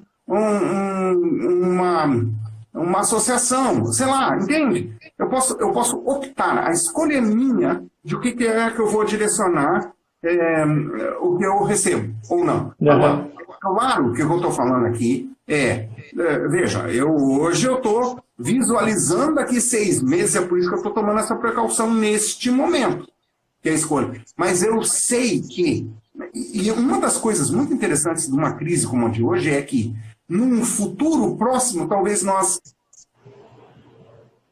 usemos isso como uma oportunidade para uma crise futura. Talvez uma das grandes lições que a gente vai tirar de um momento como esse é repensar quais são prioridades. Sim. Mas isso envolve uma alavancagem emocional brutal. Entende? Treino, escolha. Eu usei essa palavra treino diversas vezes ao longo da noite. Treino e escolha. E fazer escolhas envolve treinamento, é óbvio. O que eu posso fazer e o que eu posso deixar de fazer. Né? Nós gostamos muito de viajar, é um exemplo, nós gostamos muito de viajar. Como cultura, eu fico impressionado de ver propaganda ainda de um site aí que compra e vende milhas. Programa a sua viagem hoje. Quem é que está pensando em viajar hoje? Eu vou pegar uma lista aqui. Né? Quem está pensando em comprar o SUV hoje? Vamos repensar o que tem como prioridade. Eu acho que é uma questão essencial. E essa é uma oportunidade dourada para a gente começar a tomar decisões melhores, talvez. Com certeza. E traz estabilidade emocional para a gente. Depois... Não, e olha como é curioso, né? um exemplo, que ninguém deseja, evidentemente, vamos supor que a situação ela progredisse para o pior. Eu estava até conversando com um amigo meu, eu falei, cara, numa situação assim, digo de descontrole, assim, coisas de filme, o teu dinheiro não ia valer nada. Porque se você tivesse um saco de feijão, o cara quisesse te oferecer R$ 1.000, você não ia vender, porque é comida, né? Isso é uma coisa muito assim, faz a gente se chocar com coisas, né, o tempo todo, né? E quando você olha, por exemplo, na estabilidade da Bolsa de Valores, num momento como esse daqui, se você botou sua grana lá, ela não vai mais lá. Ah, sim, exatamente. Muito menor dela, sabe, por exemplo. Então, são decisões, né, de novo, escolhas.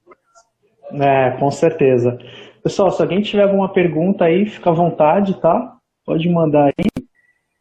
Bom, as minhas perguntas já acabaram, tá, Odério?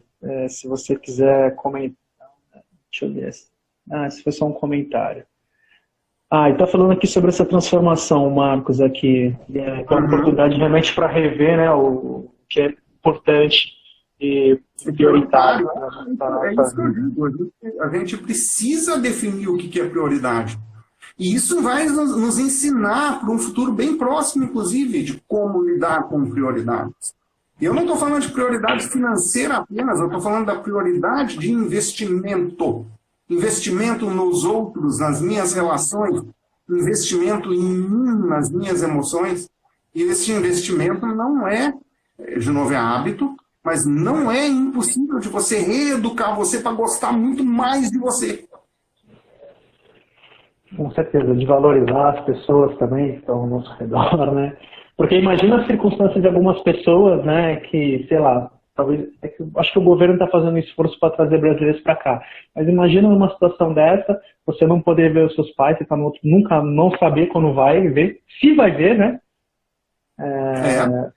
Os filhos, ou enfim, e aí você começa realmente a fazer uma avaliação, né, da sua vida, será que a gente valoriza algumas coisas ou não, em detrimento de outras, né, uma reflexão.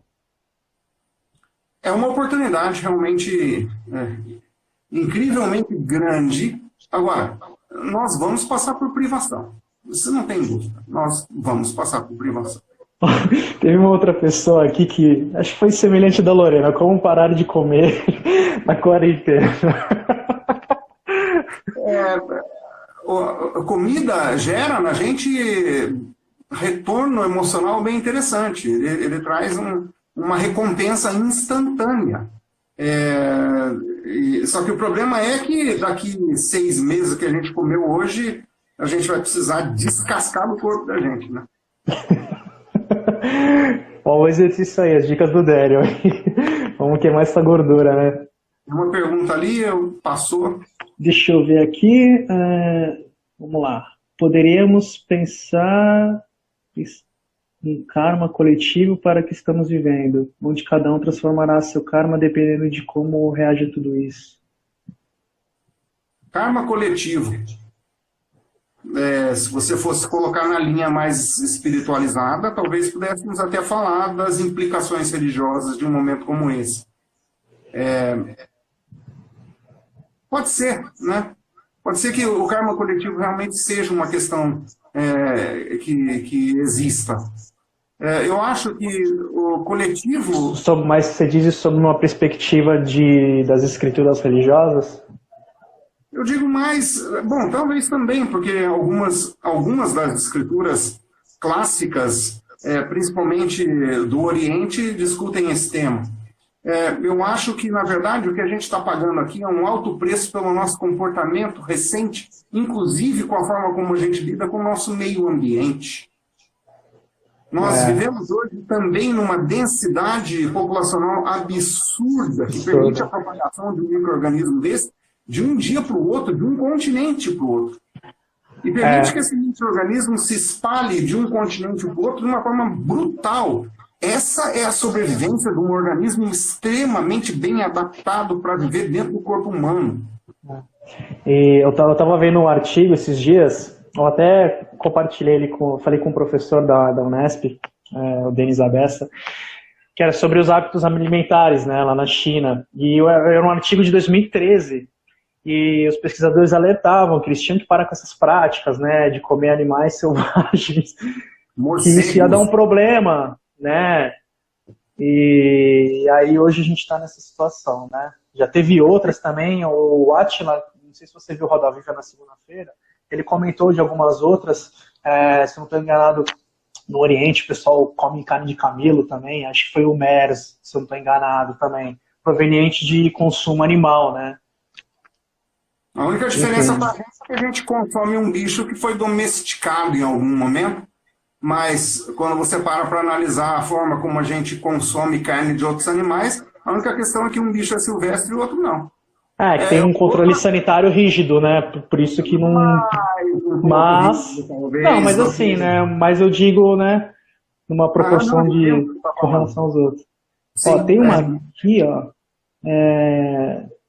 Eu não sei como as pessoas se chamam, Libortoluzzi.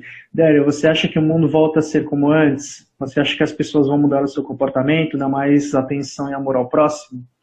Excelente pergunta. O que eu acho é o seguinte, é uma oportunidade grande para fazer isso que ela está perguntando. É uma oportunidade grande para você e eu nos reeducarmos do ponto de vista do que a gente espera da gente e de outros. É uma oportunidade de ouro para que nós possamos, como indivíduos, crescer. Mas eu não sou muito otimista do ponto de vista da população de modo geral. Em outras palavras, eu acho que passa o susto. E o que eu quero dizer com isso? Outro dia tinha um bando de gente querendo descer com a mala e a cuia e a farofa toda para ir para a praia, aqui em Santos. Não sei se foi domingo passado ou no outro. Mas vieram com tudo para fazer. Quer dizer que você está num momento absurdo de crise e você não quer seguir nem a regra mais básica. Então eu acho que para muita gente isso é realmente um sinal de um momento, de uma oportunidade importante que a gente deve abraçar para que a gente possa crescer dela. E a pergunta dela é importante. Eu acho que muitos de nós faremos isso. A gente vai sair do rebanho e vai começar a talvez estabelecer um novo rebanho. Esse rebanho onde existe muito mais igualdade, onde existe muito mais tolerância, compaixão, de novo, eu gosto dessa palavra, ela é importante, mas onde existe muito mais respeito. As massas, eu não sei. Eu não tenho tanta fé, porque o instinto de boiada é uma coisa muito relevante em todas as circunstâncias. A pessoa vai fazer o que o vizinho está fazendo, afinal de contas, o vizinho faz, se ele pode, eu vou fazer também, então se dá um dane-se geral para o mundo como um todo. Mas é uma oportunidade para repensar? É. Com certeza. Pô, tem uma outra aqui, da Lu Piccoli. Qual o limiar entre se inspirar nas 1000 pessoas fazendo lives de exercícios, meditações, yoga e coisas do gênero, preparação de alimentação saudável, e a cobrança em copiar essas coisas, né? Isso pode ser tóxico? É uma pergunta dela. Claro que pode. Você pode. Nossa, é outra questão extremamente importante. Você sente uma pressão violenta, de novo, para seguir o rebanho. Então, quando a gente fala dos 6 pilares da saúde, acho que a gente precisa estar muito preocupado para nós mesmos. Entende? Eu acho que as ferramentas que estão sendo oferecidas para a gente, de yoga, como ela coloca, de yoga, exercícios físicos e todas essas coisas, eu acho que são um mapa que a gente pode escolher seguir.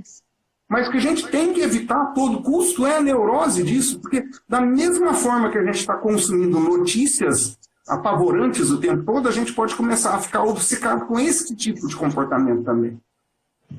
Então, o que a gente precisa fazer é evitar a obsessão em tudo. Moderação em tudo é a questão. Mas a gente precisa estar preocupado com o que a gente come, a gente precisa estar preocupado com como a gente dorme, a gente precisa estar preocupado se a gente pode ou não implementar a meditação, uma boa prática meditativa. A gente tem que ter essa preocupação. O que a gente não pode fazer é tornar dela uma obsessão. Maravilha.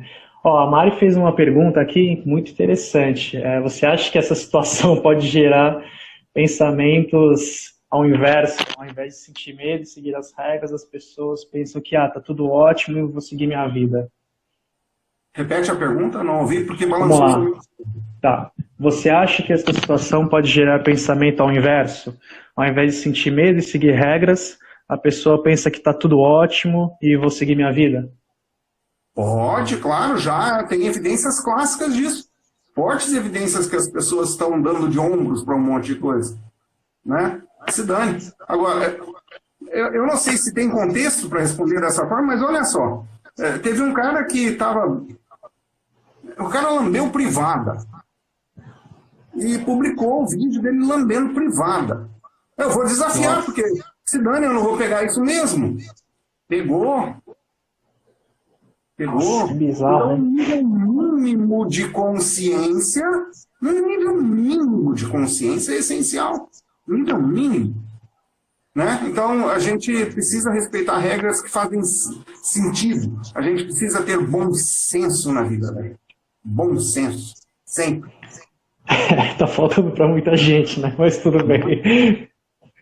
Bom, pessoal, se vocês tiverem mais perguntas aí, fiquem à vontade, tá? Déria, você tem alguma consideração aí para falar? Alguma coisa a mais aí? Serenidade. Eu acho que é a palavra-chave hoje. Serenidade. A gente precisa ter serenidade com as coisas. E a serenidade, daí sim envolve essa questão do respeitar as regras, porque elas são importantes. Eu acho que algumas regras, às vezes, podem até ser um pouco excessivas. Daí entra a questão do bom senso. Só que o bom senso é o seguinte, é absurdo quando a gente fala de bom senso, né? Porque o que eu estou fazendo é preservando a mim mesmo. Então, ter bom senso não é lógico, não é óbvio. Se eu estou preservando a mim mesmo, sabe, é um natimortem, na verdade, a questão.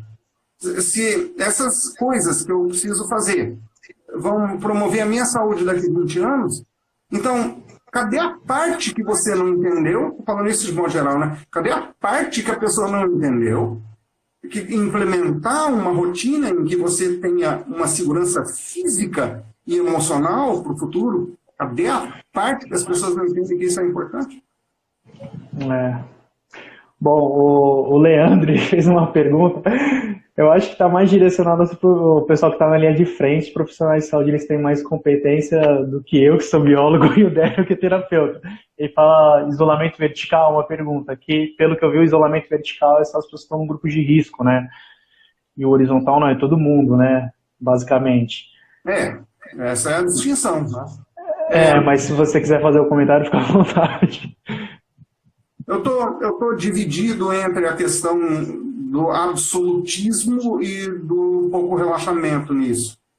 Existem algumas evidências muito boas para os dois lados, muito boas, principalmente em clima mais quente como que a gente vive. Então existem umas evidências científicas muito interessantes nesse sentido. Mas eu acho o seguinte, vamos usar o bom senso? De novo, o bom senso. Vamos usar o bom senso? Você quer fazer uma prática de exercício e você quer fazer isso ao ar livre, onde você possa tomar um pouco de sol, porque a vitamina D é essencial e você tem que ter um pouco de sol para isso. Você quer ter uma prática de exercícios que te permita gerar energia e liberar energia do seu corpo, e você vai fazer isso de uma forma absolutamente segura. Estou junto, mas eu não sei se eu estou junto de liberar a criança para voltar para a escola. Uma criança que vive com o seu avô, que tem problema respiratório e tem 65 anos de idade ou 70 anos de idade. Eu acho que agora a gente está pisando num limiar esquisito, pelo menos neste momento. Eu acho que a gente ter o bom senso é tudo. Entende? Então eu estou dividido entre a necessidade extrema, mas eu também não acredito... Os dois extremos. Eu acho que você liberar geral agora vai ter consequência cara depois.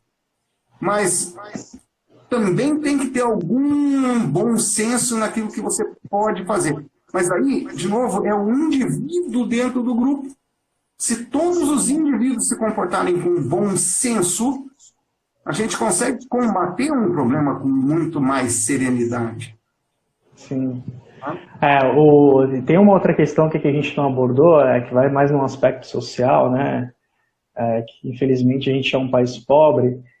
A gente está falando assim, talvez até superficialmente, porque assim, tem pessoas que não têm nem essa possibilidade, né, de tomar essas medidas que a gente está tomando, né? Que são as pessoas que moram numa comunidade, num barraco com 10 pessoas e tem alguém que é o provedor da casa financeiro. Isso é uma bomba relógio, assim, né? E você não tem métrica. Eu vi até o Átila falando isso no Roda Viva na segunda, que de todos os modelos que fizeram, não tem nenhum que foi feito com comunidade. Até porque também esses... Então, assim, é uma bomba relógio, né? É uma coisa assim, que tá aí, e a gente tem comunidades gigantescas, né? Aqui no nosso país. Talvez que tenha a sorte de que o micro-organismo ele seja menos potente no calor, como tem sido ventilado por algumas pessoas muito interessantes, inclusive, pessoas que têm larga experiência na epidemiologia e na infectologia e tal, estão falando isso. E tem bons estudos por MIT, por exemplo, que indicam que tem uma desaceleração no contágio em ambientes mais quentes, acima dos 20 graus centígrados. E foi a primeira vez que eu confesso, foi a primeira vez que eu disse, graças a Deus faz calor onde eu moro. Se isso é verdade, então estou contente por estar com o ar-condicionado ligado nesse momento, entendeu? Eu estou mesmo, não calor, mas... o meu também está ligado aqui. Ó, deixa eu te fazer uma pergunta aqui. Está relacionado a uma das suas especialidades, que é os sonhos, né? Da Luciana Assay, eu acho. Deixa eu ver aqui. Opa, cadê? Dério, eu tinha um sonho recorrente quando pequena. No primeiro dia de quarentena, o cenário me remeteu a tudo que era o sonho. Me assustei. Existe algo que possa ser feito para conseguir interpretá-los? Eu acho o seguinte, quando um sonho te traz de pronto uma associação e uma resposta, ele não precisa mais de interpretação. Nós falamos, eu tive esse sonho me mostrou exatamente... A minha situação atual reflete exatamente o que estava no meu sonho. Acho que não precisa de mais explicação. Entende? Os sonhos mais simbólicos, eles aí sim precisam ser analisados mais de perto. Mas, pelo que eu entendi do que ela colocou, a situação atual levou ela de volta para o sonho recorrente dela. Me corrija se eu estiver errado, eu acho que, não sei se você que falou, o seu já ouviu em algum lugar, que existe sonhos que são premonitórios. É isso? Sim. É isso, então, basicamente, né? É uma capacidade mental ainda, ou psíquica ainda muito mal explorada, mas a previsão do futuro parece ter bastante base científica. Tem uns cientistas bem interessantes trabalhando nessa questão, inclusive, de como que a gente consegue dar um salto para o futuro próximo. Mas é um assunto para uma outra conversa como essa aqui, porque isso vai longe. Ela até falou aqui de novo, mas eu digo em relação a todos. Hoje tive outro. Então é uma coisa recorrente, né? Não tem dúvida nenhuma que se você está envolvido numa situação de quarentena hoje, seus sonhos vão estar refletindo isso. Não tem nenhuma dúvida que se você está vivendo um momento de medo hoje, seus sonhos vão refletir isso. Não tem dúvida. Né? O que a gente vive repercute nos sonhos, né? Claro, claro. Uma das fases do sonho da gente é voltada para sonhos só desse tipo, de lidar com o presente, do jeito que está se apresentando para a gente. Então, os sonhos mais simbólicos exigem um trabalho de aprendizado do idioma que os sonhos falam, né? E o que você sonha é diferente do que eu sonho. Os significados dos símbolos são diferentes dos significados dos meus. Maravilha. Pessoal, se alguém tiver mais alguma pergunta aí, fica à vontade. Território livre, hein? Pô, tá boa essa live, hein? A primeira live tá rendendo aqui o assunto. Uma audiência boa. Perguntas bem pertinentes. Bem pertinentes. É verdade. Bom a gente falar sobre essas questões emocionais aí, né? Vejo vários colegas aí sofrendo também, tem crise de ansiedade. É preocupante, né? Em alguns casos. Bom, enquanto não tem mais nenhuma pergunta, deixei aqui eu já falei aqui que eu vou tentar disponibilizar essa live aqui no nosso canal do YouTube. O Dério também, depois eu vou ver como é que eu faço isso. Se tem não sei se tem um botãozinho aqui no Instagram para baixar. Não tenho ideia, espero que sim. É muito relevante. senão a gente faz outra.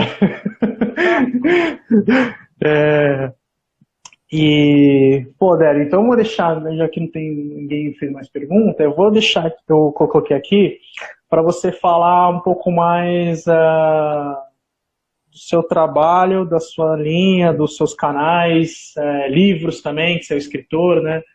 Fica à vontade aí. Tá. Eu tenho feito um trabalho que eu acho bastante relevante. Muitas das pessoas que inclusive passaram por aqui são pessoas que fizeram algum processo terapêutico comigo em algum momento, né? Eu trabalho muito com uma linha que se chama, uma técnica que se chama de técnica de libertação emocional, e essa técnica ela envolve acupressão, que é a acupuntura sem agulhas, com ressignificação de memórias. É um trabalho que a gente faz conjunto com essas duas coisas. É um trabalho que, inclusive, dá para ser feito à distância, então, consultório remoto dá tranquilamente uma sessão dessas para a gente fazer, a pessoa reproduz na casa dela o que eu indico para ela fazer por aqui. É uma técnica bem conhecida para lidar com emoções. Bem conhecida e muito eficaz também, na verdade. Então, eu trabalho muito com essa abordagem. Ao longo dos anos, eu já publiquei 3 livros, o mais recente deles em 2015, sobre gestão de emoções e meditação, que se chama I-Eu, ou I-Eu, né? Que é para gestão de ansiedade. Ele está disponível de forma eletrônica em todas as principais livrarias eletrônicas brasileiras, né? A Cultura tem, a Saraiva tem, a Amazon.com.br também, bem como a Amazon.com. Também publiquei um livro sobre sonhos, esse já é mais antigo e tá desatualizado, infelizmente, porque a ciência do conhecimento, o conhecimento do sono, a ciência do sono e dos sonhos avançou muito nos últimos anos. Então, é um livro que está disponível também, mas ele é um livro que eu precisaria muito atualizar. Também publiquei um livro texto de antropologia, né? O Antropomaisologia. Muitas das pessoas que entraram e saíram daqui também tiveram conhecimento dessa publicação. E, essencialmente, eu cheguei numa encruzilhada na minha vida onde eu achei que eu precisava estar fazendo muito mais por outros do que eu estava fazendo até então. Então, foi um ponto de virada interessante, uns 7 anos atrás, quando eu cheguei a essa conclusão e entrei nessa linha de trabalhar com terapia, né? Maravilha. Bom, teve um pessoal agradecendo aí, vi umas mensagens agora da Kelly. Gratidão, mestre, aprendi demais com você, tanto como professor como terapeuta.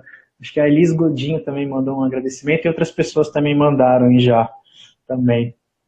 Bom, se alguém tiver mais uma pergunta, fica à vontade, hein, pessoal. Eu acho que vai chegar daqui a alguns minutos e o Instagram vai falar assim, ó, não dá mais, meu. A gente tem uns 20 minutinhos aí, basicamente. A Mari está agradecendo aí também, obrigado por tudo. Saudade, Mari, beijão. Bom, para resumir aqui a nossa pauta, né, que é como lidar com o medo e ansiedade, né, nesses tempos, acho que para resumir, para ajudar bastante, o que você disse, né? Passos aí, sono, meditação, exercício, gestão das emoções, dieta, cuidado com os ambientes que a gente frequenta, né? E a poluição ambiental em si também. E o aterramento, né? Que você falou. O aterramento é uma instância à busca da homeostase, né? Uhum. Maravilha. As dicas aí para a gente conseguir passar por essa fase aí da melhor maneira possível, né? Quando você tiver conhecimento sobre como que a gente pode subir os vídeos, eu vou fazer um desabafo bem grande, anunciando para todo mundo que está nos meus canais. Um dos meus canais é o inteligencia.net, né? Mas ele é soletrado de um jeito diferente, é inteligente, com T no meio, inteligenzia com S, inteligencia.net, é o blog. Também tem um canal que leva o mesmo nome no YouTube, onde eu publico muita coisa sobre terapia, muita coisa motivacional também, autoajuda até um certo ponto. coisas que têm a ver com saúde emocional, né? Então também é um lugar para as pessoas irem buscar recursos. Maravilha. Outra pessoa certo. Agradecendo aqui, Emicida Pérez, gratidão. Outro Libor Toulouse, gratidão, namastê. Pessoal aí agradecendo. Depois eu vou dar uma olhada em quem foi que entrou. O pessoal deu a dica aqui, dá para salvar a live, só não vai salvar os comentários. Pô, maravilha, Nani Pius, muito obrigado. Vou salvar aqui então, vou mandar pro Dério e vou publicar lá no nosso canal do YouTube para ficar disponível esse bate-papo aí. E se vocês quiserem mais assuntos relacionados à gestão das emoções aí, fique à vontade para pedir, a gente pode marcar uma outra live aí também, se tiver essa disponibilidade, dependendo da agenda, né? Para ajudar muitas pessoas que, às vezes, né, não têm a possibilidade de buscar um profissional da área, né? Enfim, até para conhecer melhor o trabalho do Daryl, pode ser um meio para ajudar, né, a lidar com esse tipo de desafio, vou dizer assim, né? É um desafio mesmo.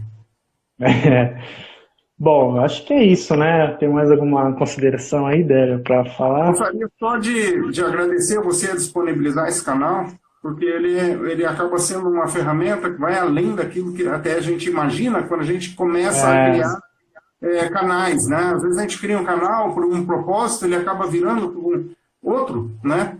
Então, eu queria agradecer o convite. A gente, meses atrás, tinha falado sobre criar um vídeo, conteúdo e tudo, mas eu acho que este aqui foi o momento, né? Este foi um momento importante para poder colocar em prática algo, um momento tão inusitado e difícil como esse, foi um momento que a gente pôde colocar em prática alguma coisa que você já tinha começado a idealizar. Aquele negócio que eles conversavam lá para trás, né? Começa a projetar uma coisa para o futuro e começa a visualizar como isso pode funcionar. A parte boa é que aqui tem interação, né, com o pessoal. Também. Isso, acho que isso é o melhor, assim, né? E ajuda, né? Com certeza, né? Bom, pessoal, tem gente que está entrando agora. A Bárbara entrou agora. Você me ilumina, amigo. Heloísa Fecchio. Obrigado aí os comentários do pessoal. Muito gratificante aí ver o carinho que tem pelo Dério, né, pelo trabalho dele. Eu também fui aluno do Dério na faculdade, né? E aí depois... Faz tempo, 2006. E aí depois conheci eu não sabia que ele tinha enveredado por esse caminho da terapia, né? Colegas minhas que me falaram, e aí eu fui lá bater uns papos com ele, foi muito engrandecedor, assim, a gente construiu uma relação bacana, de amizade, de respeito. Sou um admirador do teu trabalho e da pessoa também. Você pode ter aquela coisa da reciprocidade e da segurança, né? Com certeza. Hoje. É recíproco e seguro. Com certeza. Bom,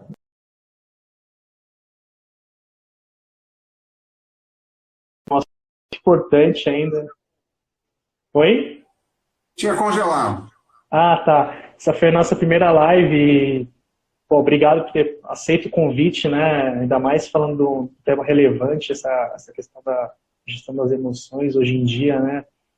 A gente vê que isso é uma causa aí que é uma enfermidade, sim, não sei se está correto, mas afeta grande parte das pessoas hoje em dia, né? E é bom a gente poder usar esses canais para falar disso. Saúde pública também, né? Esse momento em particular está afetando a todos. Com certeza. O mais pobre é o mais rico. Está afetando a todo mundo. Alguns muito mais afetados do que outros, é evidente, mas todo mundo está passando por algum nível de privação hoje. Com certeza. Em nome da Biorevisei, né, com os meus amigos, eu que estou fazendo essa live, mas agradeço em nome também da Lorena, do Felipe, do Leonardo. É uma iniciativa nossa e agradeço a tua participação até agora, né, do horário noturno aí, tua disponibilidade. E é isso, meus agradecimentos. Fiquem todos bem. Eu espero que da próxima vez que a gente se encontre eu possa perguntar e receber uma resposta legal para me diga algo bom, né? Eu gosto de perguntar isso para todo mundo. Diga-me alguma coisa boa, porque a gente esquece que tem coisa boa acontecendo também. A gente sempre esquece daquilo que é minimamente bom. A gente só foca no negativo, e não é tudo negativo. Com certeza. Bom, a Nani deu uma dica aí, quando já apareceu o símbolo do download quando a gente encerrar aqui a live. Obrigado, viu, Nani? Obrigado aí, pessoal que participou, todo mundo. E provavelmente a gente vai fazer alguma outra live aí com alguns outros assuntos aí das questões emocionais. De novo por aí. Com certeza. Obrigado, viu, Dério? Fiquem bem. Boa noite. Valeu, boa noite para todo mundo, pessoal. Valeu.